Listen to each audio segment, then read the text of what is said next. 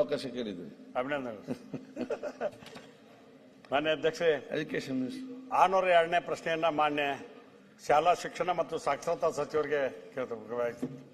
ಮಾನ್ಯ ಅಧ್ಯಕ್ಷ, ಉತ್ತರವನ್ನು ಒದಗಿಸಲಾಗಿದೆ. ಸರ್, ಉತ್ತರವನ್ನು ಕೊಟ್ಟಿದ್ದಾರೆ. 1994-95 ನಂತರ ಪ್ರಾರಂಭವಾದ ಅನುದಾನ ರಹಿತ ಶಾಲಾ ಕಾಲೇಜುಗಳನ್ನು ಅನುದಾನಕ್ಕೆ ಒಳಪಡಿಸಲು ಬಾಕಿ ಇರುವ ಶಿಕ್ಷಣ ಸಂಸ್ಥೆಗಳೆಷ್ಟು, ಈ ಸಂಸ್ಥೆಗಳು ಅನುದಾನಕ್ಕೆ ಒಳಪಡಿಸಲು ಸರ್ಕಾರ ಯಾವ ಕ್ರಮ ತೆಗೆದುಕೊಂಡಿದೆ ಅಂತ ಕೇಳಿದ್ದೀನಿ. ಅದಕ್ಕೆ ಉತ್ತರವನ್ನು ಸುದೀರ್ಘವಾಗಿ ಕೊಟ್ಟಿದ್ದಾರೆ. ಮಾನ್ಯ ಶಿಕ್ಷಣ ಸಚಿವರು ಹೊಸದಾಗಿ ಕೆಪಿಎಸ್ಸಿ ಶಾಲೆಗಳನ್ನು ತೆಗೆಯೋದ್ರ ಮೂಲಕ ರಾಜ್ಯಕ್ಕೆ ಒಂದು ಹೊಸತನವನ್ನು ತೆಗೆಯಾಕಿದ್ದಾರೆ. ನಾವೆಲ್ಲ ಉತ್ತರ ಕರ್ನಾಟಕದವರು ಹಿಂದೆ ಸ್ವಾಮಿಗಳು ಮತ್ತೆಲ್ಲರೂ ಕೂಡಿ ಶಿಕ್ಷಣ ಸಂಸ್ಥೆಯನ್ನು ತೆಗೆದಕ್ಕೆ ನಾವೆಲ್ಲ ಕಲ್ತು ಇವತ್ತು ಬಂದು ಇಲ್ಲಿ MLAಗಳಾಗಿವೆ. ಅದೇ ರೀತಿಯಾಗಿ BID ಸಂಸ್ಥೆ ಇರ್ಬೋದು, KL ಇರ್ಬೋದು, ಅಂತ ದೊಡ್ಡ ದೊಡ್ಡ ಸಂಸ್ಥೆಗಳ ಜೊತೆ ಸಣ್ಣ ಸಣ್ಣ ಸಂಘ ಸಂಸ್ಥೆಗಳು ಕೂಡ ಶಿಕ್ಷಣ ಸಂಸ್ಥೆಯನ್ನು ತೆಗೆದ್ರು.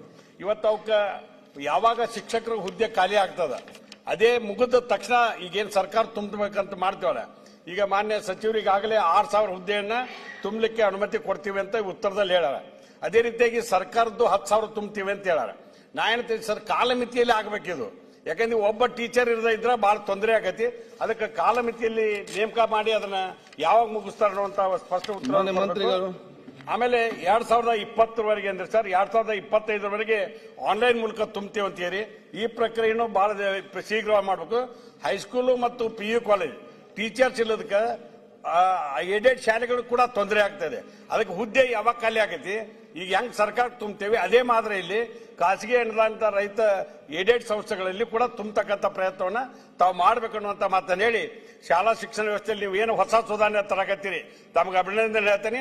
ಅದಕ್ಕೂ ಕೂಡ ಖಾಸಗಿ ಶಿಕ್ಷಣ ಸಂಸ್ಥೆಗಳ ಬಗ್ಗೆ ಕೂಡ ವಿಶೇಷ ಕಾಳಜಿಯನ್ನು ವಹಿಸಬೇಕಂತ ಆ ಭಾಗದ ಶಿಕ್ಷಣ ಸಂಸ್ಥೆಗಳ ಪರವಾಗಿ ಮನವಿಯನ್ನ ಮಾಡ್ತೇವೆ. ಮಾನ್ಯ ಅಧ್ಯಕ್ಷೆ,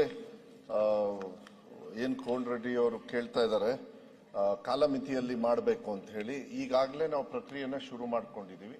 ನಾನು ಸಭೆಗೂ ಕೂಡ ಒಂದು ಮಾತನ್ನ ಹೇಳಲಿಕ್ಕೆ ಇಷ್ಟಪಡ್ತೀನಿ. 2016ರಿಂದ 20ವರೆಗೂ, 16ರಿಂದ 25ವರೆಗೂ ಅಲ್ಲ, 16ರಿಂದ 20ವರೆಗೂ ನಾವು ಈಗಾಗಲೇ ಕಾಲ್ ಫಾರ್ಮ್ ಮಾಡಿದೀವಿ. ಅದನ್ನ ಪ್ರಕ್ರಿಯೆಯನ್ನು ನಾವು ಶುರು ಮಾಡಿದೀವಿ. ಆದ್ರೆ ಈ ನೆಕ್ಸ್ಟ್ ಅಕಾಡೆಮಿಕ್ ಇಯರ್ ಶುರು ಆಗಷ್ಟಕ್ಕೆ ಜೂನ್ 1ನೇ ತಾರೀಕು ಒಳಗೆ ಶಿಕ್ಷಕರು ಪಾಠ ಹೇಳ್ಕೊಡ್ತಕ್ಕಂಥ ವ್ಯವಸ್ಥೆಯನ್ನ ಸರ್ಕಾರಿ ಶಾಲೆಯಲ್ಲೂ ಕೂಡ ನಾವು ಮಾಡ್ತೀವಿ. 10,000 ಚಿಲ್ಡ್ರೆ ನಾವೇನ್ ಕಾಲ್ ಫಾರ್ ಮಾಡಿದೀವಿ ಅದು TETನೂ ಕೂಡ ನಡೆದೋಗಿದೆ. ಮತ್ತೆ ಅನುದಾನಿತ ಶಾಲೆಯಲ್ಲೂ ಕೂಡ 2020ವರೆಗೂ, ಯಾಕೆಂದ್ರೆ 10 ವರ್ಷ ಆಗುತ್ತೆ. ಈಗ ಫಸ್ಟ್ ಕಂತಲ್ಲಿ 5 ವರ್ಷ ನಾವು ತಗೋತಾ ಇದೀವಿ. ಮತ್ತೆ ಮಾನ್ಯ ಮುಖ್ಯಮಂತ್ರಿಗಳಿಗೆ ನಾನು ಮನವಿಯನ್ನ ಮಾಡಿದ್ದೀನಿ. ಯಾಕೆಂದ್ರೆ ಹೋದ್ ಬಜೆಟ್ ಅಲ್ಲೇ ನಾವು ಅನೌನ್ಸ್ ಮಾಡಿದ್ವಿ. ಈ ರಿಸರ್ವೇಶನ್ ಎಲ್ಲ ಇರೋದ್ರಿಂದ ಸ್ವಲ್ಪ ಎಳಿತು. ಆದ್ರೂ ಕೂಡ ನಾನು ವಿಶ್ವಾಸ ಕೊಡ್ಲಿಕ್ಕೆ ಇಷ್ಟಪಡ್ತೀನಿ. ನೆಕ್ಸ್ಟ್ ಅಕಾಡೆಮಿಕ್ ಇಯರ್ ಒಳಗೆ ಅದನ್ನು ತುಂಬತಕ್ಕಂಥ ವ್ಯವಸ್ಥೆಯನ್ನ ನಾನು ಮಾಡ್ಲಿಕ್ಕೆ ನಾನು 100% ವಿಶ್ವಾಸವನ್ನು ಕೂಡ ನಾನು ಕೊಡ್ಲಿಕ್ಕೆ ಇಷ್ಟಪಡ್ತೀನಿ. ಒಂದು ಈಗ ನೋಡಿ ಸರ್, ಹಳೇದು 2016 ಮಟ್ಟ 1,017 ಹುದ್ದೆಗಳು ಖಾಲಿ ಅದಾವ ಸರ್. ಅವನ್ನೂ ಕೂಡ ಶೀಘ್ರತೆಯಲ್ಲಿ ಮಾಡಬೇಕು. ಮಾನ್ಯ ಮುಖ್ಯಮಂತ್ರಿಗಳಿಗೂ ಮನವಿ ಮಾಡ್ತೀವಿ. ಈ ಶಿಕ್ಷಣ ಸಂಸ್ಥೆಗಳಲ್ಲಿ ನೇಮಕಾತಿ ಮಾಡ್ಲಿಕ್ಕೆ ನೀವು ಸರ್ಕಾರಕ್ಕೆ ಹೆಂಗೆ ಸ್ಪೀಡ್ ಅಪ್ ಮಾಡ್ತಿಲ್ಲ, ಸೇಮ್ ಮಾನದಂಡದಲ್ಲಿ ಮಾಡಿ. ಅಲ್ಲಿ ಕೂಡ ವಿದ್ಯಾರ್ಥಿಗಳ, ಇಲ್ಲಿ ಕೂಡ ವಿದ್ಯಾರ್ಥಿಗಳು, ಆ ವಿದ್ಯಾರ್ಥಿಗಳು ತೊಂದರೆ ಆಗದ ರೀತಿಯಲ್ಲಿ ತಾವು ಕ್ರಮ ತಗೋಬೇಕಂತ ವಿನಂತಿ ಮಾಡ್ತೇನೆ. ಮತ್ತೆ ನಿಮ್ ಕಳಕಳಿಗೆ ನಾನು ಮೆಚ್ಚುಗೆಯನ್ನು ಕೂಡ ಹೇಳ್ತೇನೆ. ಮಾನ್ಯ ಅಧ್ಯಕ್ಷರೇ, ಅವ್ರು ಕೇಳ್ತಾ ಇರೋದು 2016 ಒಳಗೆ 1000 ಚಿಲ್ಡ್ರೆ ಇದು ತಗೊಂಡಿಲ್ಲ. ಅದು ಏನಾಗ್ತದೆ, ಈ ಪ್ರೈವೇಟ್ ಇನ್ಸ್ಟಿಟ್ಯೂಷನ್ಸ್, ಸಾರಿ ಅನುದಾನಿತ ಇನ್ಸ್ಟಿಟ್ಯೂಷನ್ಸ್ ಅವರಿಗೆಲ್ಲ ನಾವು ಪರ್ಮಿಷನ್ ಕೊಟ್ಟಿರ್ತೀವಿ. ಅವ್ರೇನೋ ಸ್ವಲ್ಪ ಇಂಟರ್ನಲ್ ಏನ್ ತೊಂದರೆ ಆಗುತ್ತೋ ಕೆಲಸಕ್ಕೆ ರಿಕ್ರೂಟ್ಮೆಂಟ್ ಮಾಡಿಲ್ಲ. ನಾವು ಅಧಿಕಾರಿಗಳಿಗೂ ಕೂಡ ಮೊನ್ನೆ ಮೀಟಿಂಗ್ ಅಲ್ಲಿ ನಾವು ಹೇಳಿದೀವಿ.